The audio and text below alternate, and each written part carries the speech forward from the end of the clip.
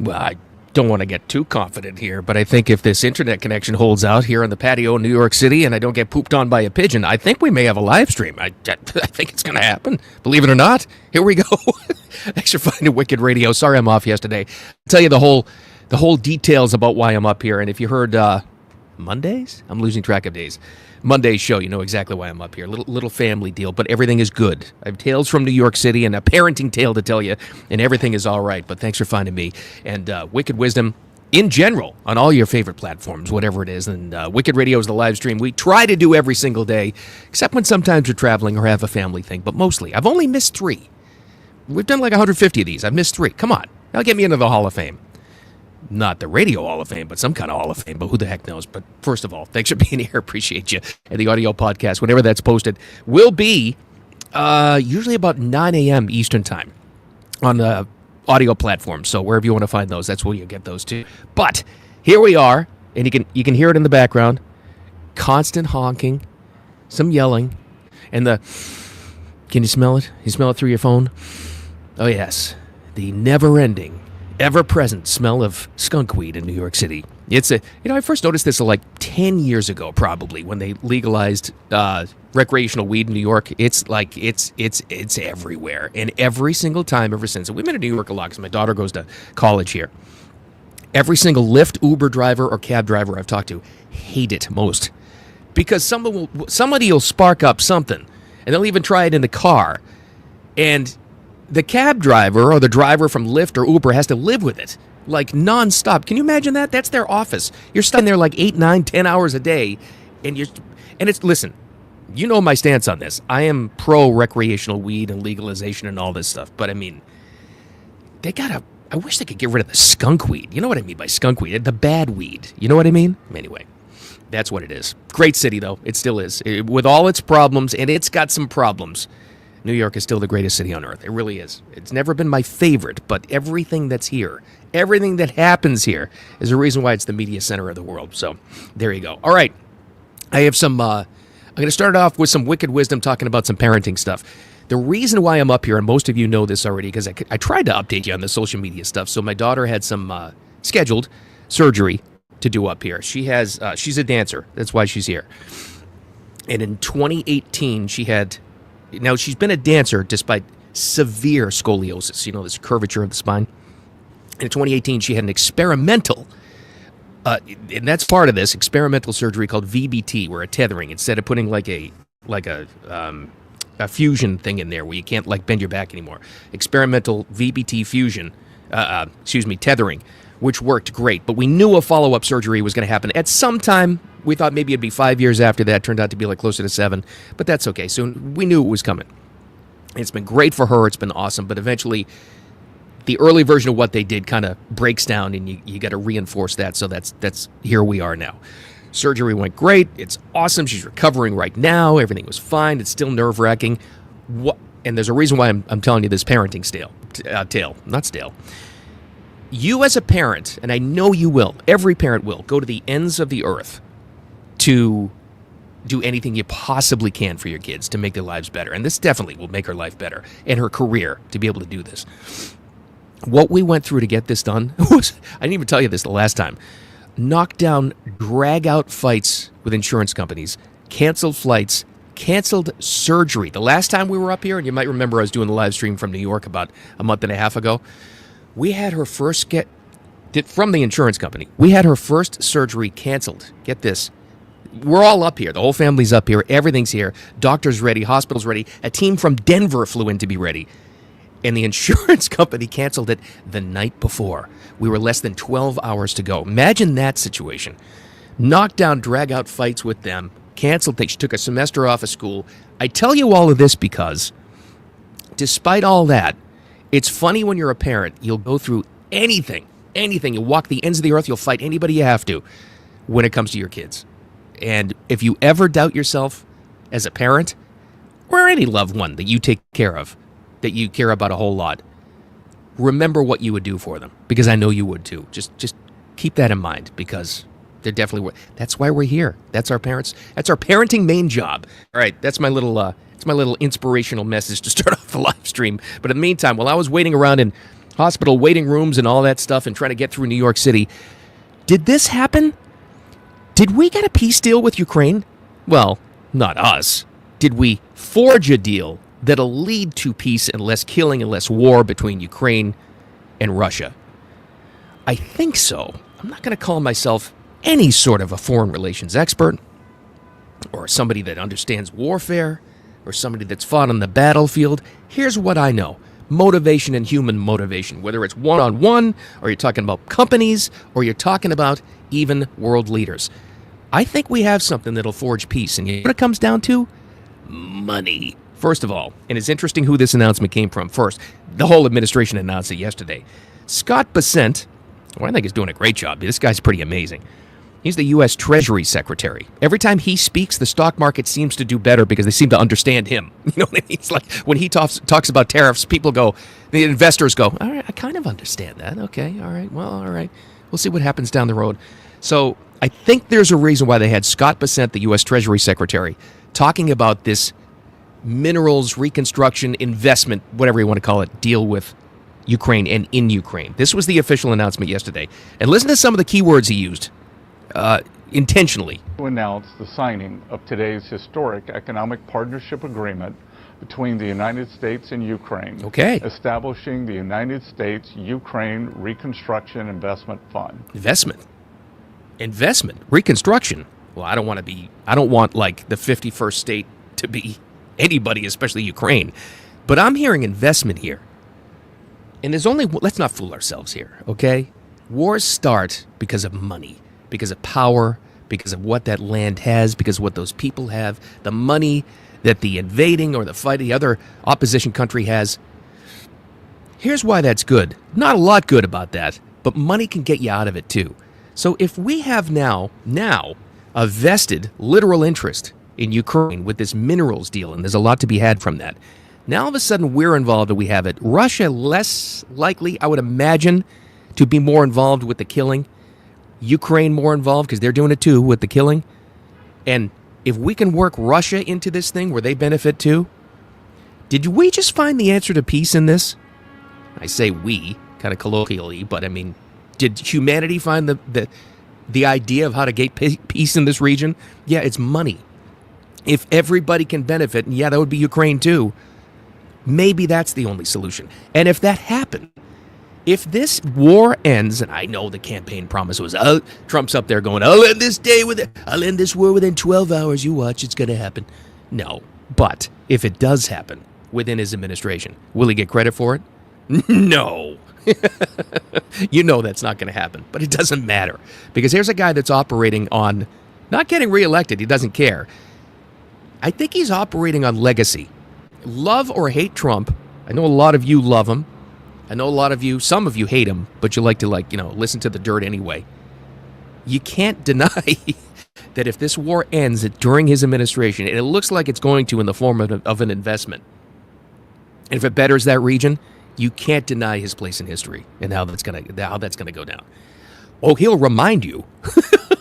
It'll be is what the Trump Presidential Library is going to look like. You walk in there, and first of all, it's going to be all the sports memorabilia he's collected throughout the two administrations. And the second thing is going to be a giant placard on the wall that says, and here's the day that I ended the war with Ukraine. And that's okay as long as it winds up with peace. I don't know, but that's my take anyway.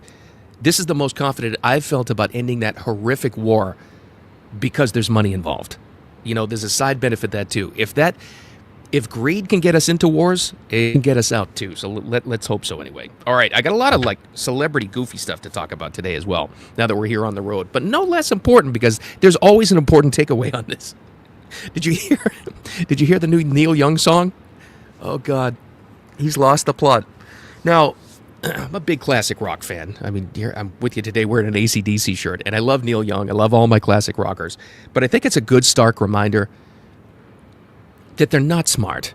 They never have been. Somewhere along the way, the classic rockers, especially the ones that came out of the late 60s and early 70s and really, came to prominence during that time, somebody tried to convince us, and maybe it was them, that they're also smart. We know that they wear their heart on their sleeves. We know that. Maybe it was the media, maybe it was their publicists, maybe it's just fandom and you overlook a lot of stuff that they say.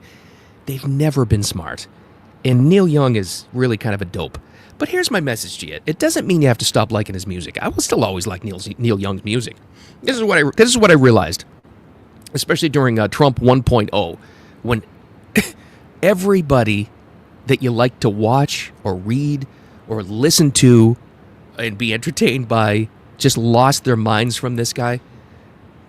If you don't separate the entertainer from the entertainer's words and how they feel about things, you'll lose your mind. You're not going to have anything to read, listen to, or watch anymore. Granted, some of them are so bad, I can't deal with them anymore. First and foremost on that list for me is Stephen King. I used to love Stephen King books. Loved them because I love the horror genre. I still think he's a great writer. But you want to talk about somebody with TDS, Trump Derangement Syndrome, who's off the deep end. The reason why I can't read Stephen King books anymore is I don't want to get into that mindset. It's like reading is such an intimate thing. It's like you're reading the exact words that the author wrote in that order as they were thinking it. That's why it's such a cool thing. I don't want to get into Stephen King's head because I might not come out. I'm not doing that anymore. So that's one I can't watch. And the only other one for me is Robert De Niro. One of my favorite actors of all time. Honest to God, and I'm trying to get over this. I see a De Niro movie now and I'm like, all I can think about is the stupid things he's been saying. But most of them, I look at us. I just look at them as like they're widgets. They're actors. They're actors. They're on a stage. They play a part. So separate their words from what they do. Case in point, Neil Young. Now this wasn't a release song. He changed the lyrics to something he was doing, and it's just a club appearance. He wasn't really on the road. I think this was from L.A. It might have been at the Whiskey or something. I have no idea. But Neil Young, and you'll hear it, the first lyric in the song. If you're a fascist, buy a Tesla. You know where that's going. And then something about if you're a Democrat, enjoy your free. I don't know. It's not long. I won't torture you with this, but here's where he's at, and here's where Neil Young is these days.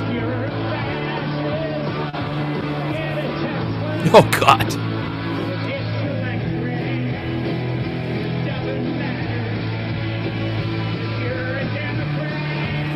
Okay. Take your freedom. Okay, right, whatever. But okay. No one's really even cheering the guy. He's completely lost it if he never had it. But it's a great example of don't worship your heroes. I'll still listen to Neil Young songs. I still love Neil. But boy, what a far cry. And this is why I think he's dumb. You would have to be dumb to go from somebody that, remember Four Dead in Ohio? Remember the song Ohio about Kent State? Went from that to Keep on Rockin' in the Free World. All the great Neil Young songs. A guy that fought in the 60s and 70s against censorship, right? Now he's on a stage spitting out lyrics like, if you're a fascist, buy a Tesla. You can't, that's just dumb, okay? And that's not something that happened recently. You're just a dumbass at that point. But separate Neil the person and his views from the music. You're going to have to, or you'll go insane. Or you could just, decide not to. But there's a lot of them like that. But there you go. At least Trump broke a lot of these people's brains, didn't he? God. But they've always been like that. Here's another goofy celebrity type thing, but I think it gives us an awesome media lesson. I paid attention to this, and I actually watched it this past Sunday morning.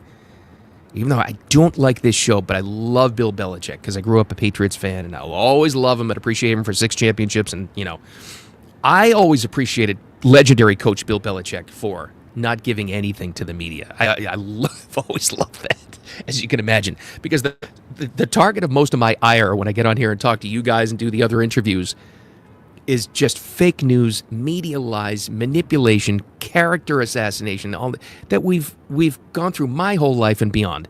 Like 70 years this has been going on, ever since the mass media has dictated the narrative. So when he was coaching the Patriots, and even as a coordinator with the Giants before that, and now he's the head coach of UNC, went to college, he doesn't give them anything. And I always, and the media hates him for that. So this is like they're jumping up and down because they can finally attack him on something. I always liked it because he took the pressure off the players, and he wouldn't give up a game plan. He wouldn't talk too much, and they hated him for that. I loved it. I always enjoyed grumpy old curmudgeon Bill Belichick. Well, if you've paid attention to what's happened now, and the reason why this is such a big trending news story is because, well, first and foremost, Bill Belichick is 70. I think he's 74 now. He's up there. I think he's 73 or 74. He's got a girlfriend. If you've heard this, stop me. She's 24. You heard that right. The girlfriend of Bill Belichick is now 24 years old. Her name is Jordan Hudson. Used to be a cheerleader. She's got a real estate license. More on that in a second. But she's now being called the Yoko Ono of football because she's stepping. People are saying, Bill, she's ruining you. Get away from her. She's running your life. She's scary. She's. Here's the main reason why they're saying this. So there's this CBS Sunday morning interview that she did. This is the unedited part. It was just really, really awkward.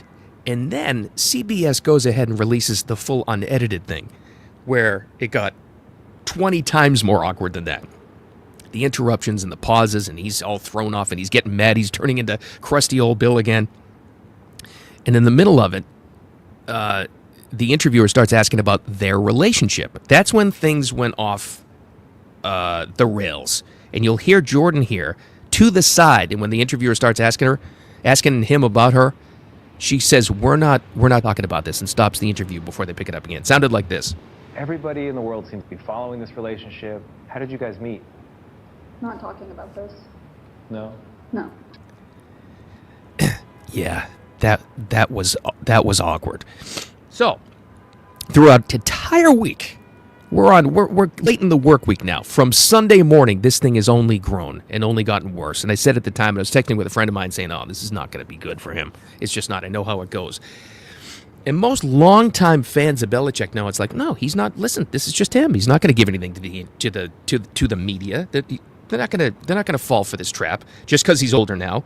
And to that point, this is the first weird thing. Belichick releases a statement, but it was on the UNC, his employer's website. That's the first weird thing. Recently, I was offered an opportunity to receive the President's Medal of Freedom. I was flattered, respect above all, blah, blah, blah. I wrote a book about it. I was invited to do a interview with CBS News. We were told it was just going to be about my recent book and my thoughts on football. This is why we interrupted, and I refused to answer that question. That's fine. Here's the problem when you release a statement like that. CBS News fires back because they're getting a lot of clicks and people are watching the interview online on the CBS website and blah, blah. So they're benefiting from this, long and short of it. When we agreed to speak to Mr. Belichick, it was for a wide-ranging interview. No preconditions or limitations to this conversation. Now you got a problem. Now you have a media problem because the media is going to win on this one because they get to have the last word. Or do they? I don't know. Now, fair enough, and you may be thinking, if you're familiar with the story or the little bit I just told you right there, if you can follow that. I know it's a lot to follow. It's kind of ridiculous. She's being called Yoko of football. I get it. I like the reference. I like that joke. People are saying, Bill, run from her. She's ruining your life. There's a big... Oh, there was also this story that came out. All of a sudden, magically, when she started dating him, she racked up $8 million in real estate commissions or something for her side business. That's another thing. Okay, that's a little suspicious, maybe. I get that. I understand that and all that. Let me just offer you a different take. And I may be all wet on this. You may think I'm an idiot for even saying this. But my distrust of the media shines through in this one because, I know how it works and I know what they do. What if, just play along, and I'm just playing devil's advocate here, what if what she did was actually kind of a good thing in sticking up for him? What if, right? I know it's unlikely, but what if she saw this thing going off the rails and she was there to step in and protect him? Because according to them anyway, on their side of the story, the Belichicks, this wasn't supposed to be about the relationship at all. It was about his new book and his life in football. So what if that's somebody you would like to have by your side? What if your girlfriend or your boyfriend or your husband or your significant other was there in the media in the middle of an interview and stepped in and stopped it short because it was going off the rails? Is that a bad thing? Maybe not. Maybe it's her. Maybe at the end of the day, it's going to be this 24-year-old Jordan Hudson, possibly the future Mrs. Belichick, who taught us the most important thing about media and the manipulation and how they lie and the setups and the propaganda. Maybe it's her. Listen, I know it's far-fetched. I'm just throwing the idea out there. Just food for thought, okay? And I'll wrap it up by throwing this out to you. Ironically, yesterday, in a very similar kind of way, Our Vice President, J.D. Vance, took a shot at the media in front of them at the White House yesterday and said something kind of sort of similar in how they twist things around. Now, you didn't expect me to bring up Jordan Hudson, Bill Belichick, and J.D. Vance in the same story, did you? But here we are. There's no stopping it now. This is what J.D. said yesterday. Now, consider this when you think about the silly CBS interview. Why is it that the press is so focused on the fake BS rather than what's really going on in the country? I think that what we've shown, sir, is that you can do a lot. You can do a lot in 100 days, but you've also unfortunately revealed that too much of the American media... And he had cut off, but he finished and said, is focused on nonsense. Well, now the nonsense might be even worrying about an interview like Bill Belichick and Jordan Hudson, because I guarantee you that has more views, more clicks, and more trending statistics for it than the whole possible Ukraine peace deal. It really does. That's just human nature. We're more interested in entertainment and fluff than we are for hard news. It's just true. But what if that was it? What if that taught more people about how the media lies and what fake news really is through a silly CBS Sunday morning interview? Just saying. All right. Just food for thought.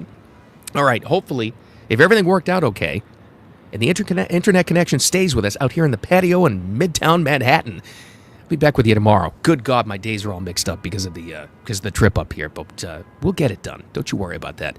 Remember that, too. Remember that, too, about what I kind of opened up with talking about family. If you ever doubt yourself as a family member or somebody that takes care of anybody else, like you're a parent or you take care of a parent, if you ever doubt yourself that you're not doing a good enough job, ask yourself, would I go to the ends of the earth for this person? Your answer is always yes. Always. It was a good reminder for me for this trip up here, so it's going well so far, and I'll update you tomorrow again, and who knows what's going to be in the headlines. I'll try to find it for you. We'll definitely talk about it, though. So, Wicked Radio live stream. Replay is always here on X and on YouTube and on Facebook. That's where you find that.